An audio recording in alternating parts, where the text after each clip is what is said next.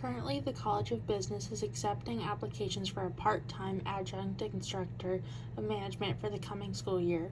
We as a team came up with a list of qualifications that we would like to see in our candidate and final applicant. As a group, we discussed what qualifications the applicants should meet. We agreed that they should have a PhD, preferably in the business field. They should also have management experience and teaching experience because you can be an expert in your field, but you may not be an excellent teacher.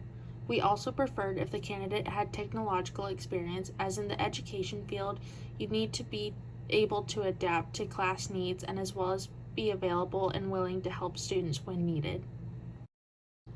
How we weighed our qualifications is by how important we thought each criteria was when applying it to each candidate. From greatest to least, we have management experience at 30, PhD in a business field, teaching experience and availability to students all tying at 20, and technological experience at 10, which all add up to a scale of 100. The reasoning behind the scoring that we gave for applicant 1, the extensive list of teaching experience and managerial roles led us to rate them highly in those categories. Despite not listing explicitly that they have a PhD, they have the prefix of doctor, which indicates that they have received or achieved a PhD. However, we're not sure what field it's in, which is why we didn't give them a full score. Their availability to students was an objective decision we made based on the additional things that they have on their plate aside from teaching. And then we believe with all the teaching experience they have, they will be technologically efficient, which is why they scored well in this category. Applicant 2 has a multitude of managerial positions listed with extensive time at each, which indicates they are beyond qualified to teach this information. There is no record that they have received a PhD, which is why they received no score. They have experience teaching, however, not a ton in the specific field that they would be teaching here. They are portrayed as being active within their community, which indicates they like to make themselves available to others. There's no explicit information in regards to their technological experience, however. With a bit of teaching experience, they are most likely aware of the platforms we would be asking them to use. Applicant 3 got a 380 out of 500. They scored higher in the management experience, PhD, and teaching experience because they have a PhD in management and they have had several management and teaching jobs throughout the past 20 years.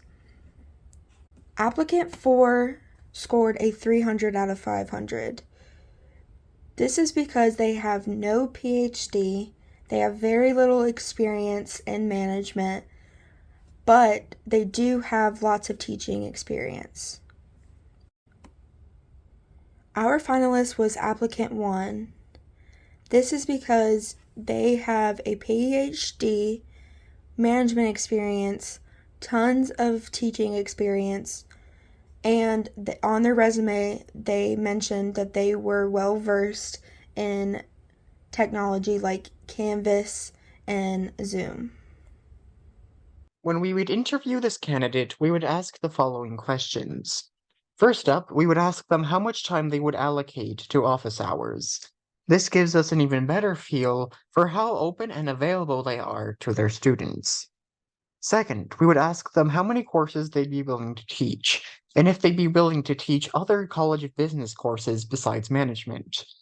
This would help us to get a better feel for their professor, and if they are willing to teach other courses besides management, they would be a major asset to the team.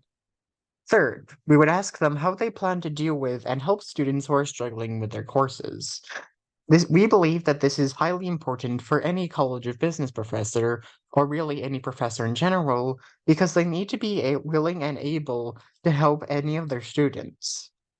Fourth, how comfortable they are teaching both online and in person. As the COVID-19 pandemic shows us, it is very important to have skills with teaching both online and in person. While COVID-19 is not too bad right now, if another major outbreak occurs or something else drastic happens, we may be forced to have the university start teaching online again.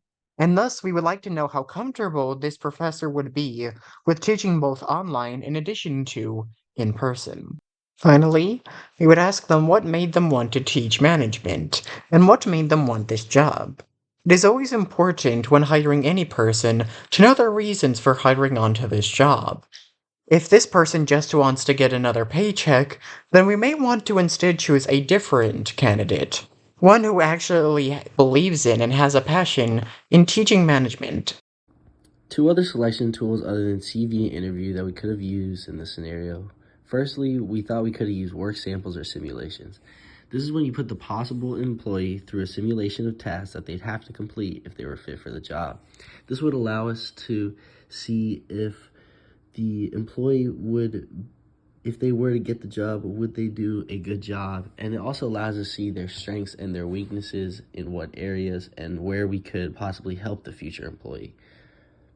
Secondly, we also thought we could have gone more in depth into the reference checks and the applicant's history, because I feel like it's important to see how an applicant did at their last job, what their former employers think of them, although it could be a little biased. I feel like it's a good barrier to figure out. If the candidate does end up getting hired as a professor at the university, we have a few ideas of how we'd like to facilitate their onboarding. First off, we'd like to have them sit in on management meetings pre-start of school year, just as a viewer, so that they can get an understanding of how things work internally. In addition, we'll have a current professor give the new professor training on how the university runs things. This current professor can act as a mentor to the new professor, giving them any help that they might need. Finally, we will have said current professor sit in on the new hires' lectures just for the first week or two, so that way they can give them any pointers or discuss things as necessary. Second, we'd have them sit in on management meetings between the School of Business faculty as a viewer, so that they can get a better understanding of how things work internally. In order to evaluate this new instructor, we have 4 things that we would like to do. First off, we'd like to evaluate their Canvas platform once it's been fully set up, to see how organized and understandable it is for their students to use. Second, we will send out a survey to her students at the end of each of her semesters, and have the students rate her on various factors, such as how open she was to questions, how open she was to changing her course as necessary, and also just how well they thought she did at teaching them. Third, we will have individual meetings with her colleagues at certain points. This will give us an idea of how well she's fitting in to the company culture. Fourth, we will do performance evaluations at the end of each of her semesters, so this way she can see any areas that she needs to improve upon. We will, of course, be fairly lenient to her towards the first and second semesters, as she will just be adjusting to new life as a professor at this university.